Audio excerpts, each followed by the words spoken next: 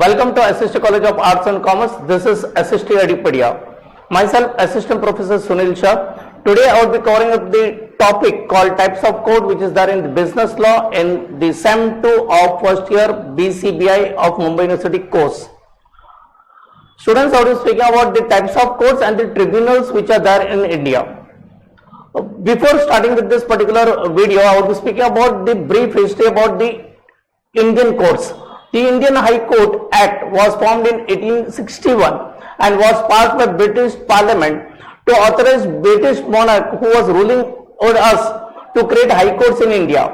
The objective of the act was to effect a fusion of Supreme Courts and these other adalats which were there in the pre-British regime.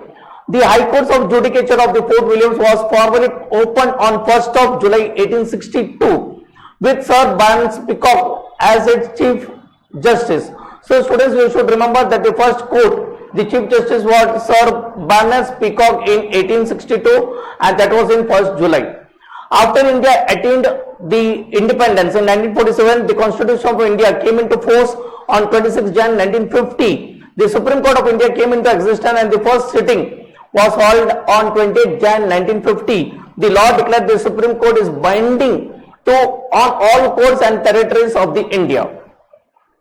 Coming to the main parts, that is types of court, we have Supreme Court, High Court, District Court and the Subordinate Court. So if you see this particular pyramid, the top, the apex court is called the Supreme Court of India, followed with High Courts. Students, we are aware so the Supreme Court is the highest court of India, so it is situated at Delhi. That is only one court in India and rest of them will be followed with the High Courts. As number of states, as number of High Courts would be there. Followed with district courts, in particular Maharashtra, that is a state, there would be different districts, and with the different districts, depending upon the cases, the different types of district courts are being established. Followed with the district court, if there is a lot of work, if there are a lot of cases going on, there would be also supported with subordinate courts. That would be first class magistrate court or the second class magistrate court, or would be different types of courts as per the requirement. Supreme Court of India, as you see from this particular slide, came into existence on 26 Jan 1950 and it was located at the Tilak Marg in New Delhi. The Supreme Court of India is functioned from the Parliament House till it was moved to the present building. It has a 27.6 meter dome and a spacious colonnade veranda. Please remember, this is in brief about the Supreme Court of India. Followed with High Courts, as I said in my earlier slides, as number of states, as number of High Courts would be located in India. High Court is the highest judicial body of the state level. Article 214 lays down the statute of the High Courts. There are 25 High Courts in India. The High Court exercises both functions, that is civil as well as the criminal functions, as well as the jurisdiction which are being carried out. Only if the subordinate courts of the state are not competent to try the matters, then it will be tried at the High Court of that particular state. The composition of a High Court is that it consists of the Chief Justice and the other judges. Number is decided according to the size of the state. If the size of the state is small, the number of the High Courts would be small, and there would be also the number of judges in the High Court would be also at the lower end. It is appointed, the High Court judges are appointed by the President of India after taking the due consultation with the Supreme Court of the Chief Justice. Consultation has been taken. The qualification required for the judges of the High Court is that he should be a citizen of India, he should hold the judicial office for more than 10 years, he should be an advocate of the High Court, of any of the High Court for 10 years or 2 or more courts in succession. The age of retirement is 62 years or it may be removed by impeachment. That is the impeachment, that is the procedure for removal of the judges of the High Court only after consultation with the governor of that particular state, the President as well as the Chief Justice of the Supreme Court. These are the glimpses of the different High Courts in India as per the different states. Wherever this Allahabad High Court or the High Courts of Maharashtra, the branches of Aurangabad and Goa, and those of the Madras High Court or the Calcutta High Court are mentioned in this particular image. Coming to the next point is the District Court. The court of the district is the highest civil court in that particular district. It accesses both the judicial and the administrative function. The district judges combines the powers of trying both the civil as well as the criminal matter, as they are designated as the district and session judges. In the session court, the criminal cases have been tried out, and in the district court, both the cases of civil as well as criminals are been tried out. Coming to the important aspect, that is the subordinate courts. Each court is a subordinate court of someone of the except the Supreme Court. So each court is called a subordinate of the High Court or the District Court. As the High Court is a subordinate court of the Supreme Court, district and session courts are the subordinates of the High Court. But in conceptual terms, a subordinate court basically denotes the village court known as Lok Adalat or Nyay Adalat, which means the service of justice is now extended to the villages of India. The village people may not come to all the way to the village or to the nearby district, so there would be local courts or the local adalats which are located in the villages. This system becomes a part of the judicial system started from the Madras village courts in 1888 for resolving the disputes at the micro level. Coming to the organum of the courts, the topmost is called the Supreme Court, followed with the High Court. High Court is being further classified into Metropolitan Court or the District and the Session Court. If you go to the Metropolitan Court, it will be divided into the depending upon the civil cases or the criminal cases.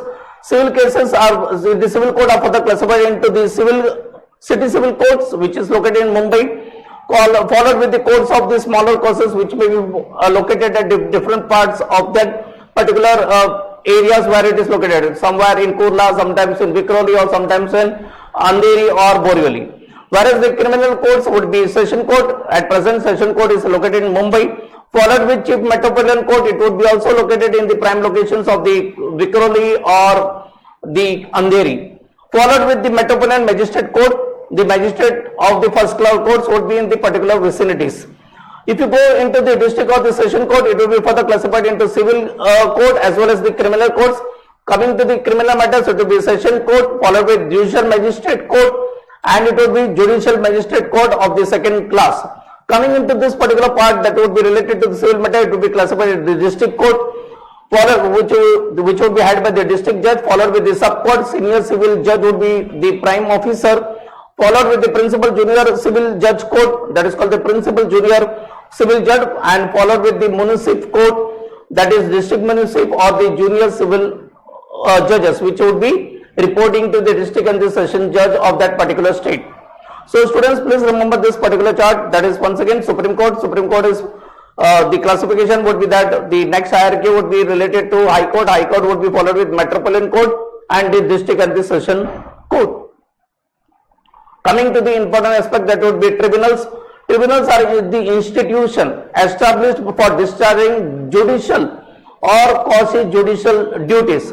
The objective may be to reduce the cases which are loaded into the courts to bring about the subject expertise for technical matters, whether it would be matters related to stock exchange, whether it would be matter related to annulment or related to income tax, or it would be related to GST, or it would be related to recovery of some amounts. The Supreme Court has ruled out the tribunals being the quasi-judicial body should have the same level of independence from the executive as the judiciary. The key factors include the mode of selection of the members, the composition of the tribunal, and the terms and the tenure of the service which is being classified into the tribunals. In order to ensure that the tribunals are independent from the executive functions, the Supreme Court has recommended that all administrative matters may be managed by the law ministry rather than the ministry associated with the subject area. Later on, the court recommended that the creation of independent National Tribunal Commission for the administration of the tribunals, the matters concerning thereof. This recommendation have not been implemented as it is still in the matter with the department. Whereas the reasoning for setting up of some tribunals was to reduce the pendency of the cases in the courts. Several tribunals are facing the issue of large cases which are loaded and which is pending. So tribunals are the small courts, type of courts which is having quasi-judicial functions. Coming to the different types of tribunals, this is something new, something different which would be adding to the knowledge.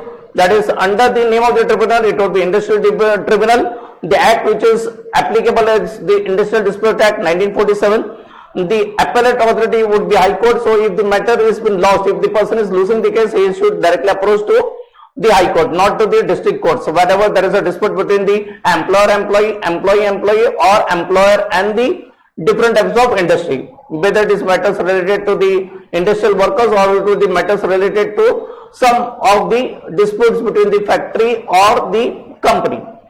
Coming to the next one, the next tribunal is income tax tribunal, where there is a dispute related to the filing of the income tax return. The act which is ruling is Income Tax Act 1961, and the appellate authority is the High Court. So whenever the persons want to appeal, it may go directly to the High Court of that particular state where it is located.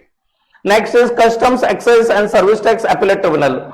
So the act which is governing is Customs Act 1962 and the Excise and the Service Act, which would be also applicable, and the appellate authority is also High Court. So students, these are the brief images of the different types of industrial code, income tax appellate tribunal, and would be the Customs Act, the tribunal. Coming to the appellate tribunal, the word appellate means the person want to appeal from the tribunal, that would be called as appellate tribunal. It would be also related to Smugglers and the Foreign Exchange Manipulators Act 1946.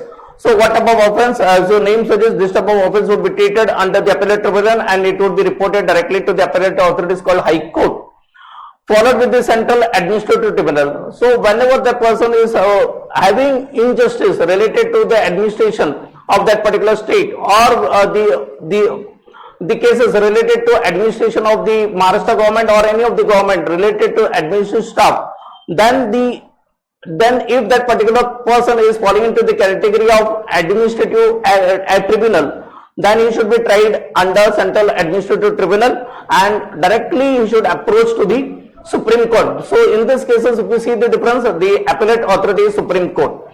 So next one is Railway Claim Tribunal. If there is a dispute between the person who is working in railway, if there is an accident from the railway, then he should directly approach to the Railway Claims Tribunal, and the act which is governing is called Railway Claims Act Tribunal Act 1947. And if the person is losing and wants to appeal, and if he feels that there is injustice, he should appeal to only High Court of that particular state where it is located. Coming to the next one, the next tribunal, this is related to securities. If there is a listing, non-listing, or if the person whose company wants to list in one of the stock exchange wherever the state is located, or the BSE or NSE refuses to listing, or if he charges extra amount, and if a person feels or if a company feels there is injustice, he should appeal to Securities Appellate Tribunal. And the act which is governing is called Securities and Exchange of India Act and 1992, that is called SEBI. And the person who has grievances, if it is not satisfied, he can directly go to the Supreme Court.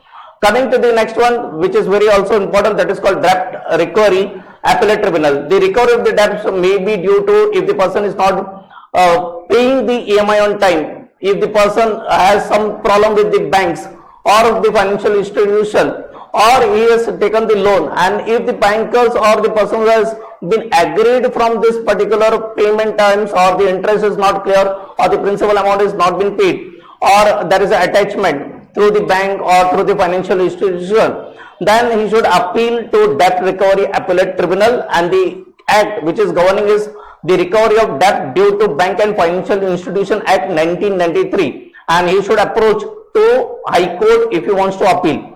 Coming to the dispute related to telecommunication, internet, or anything, then he should file a case at Telecom Dispute Settlement and Appellate Tribunal. And the act which is regulated is called TRAI, that is called Telecom Regulatory Authority Act 1997.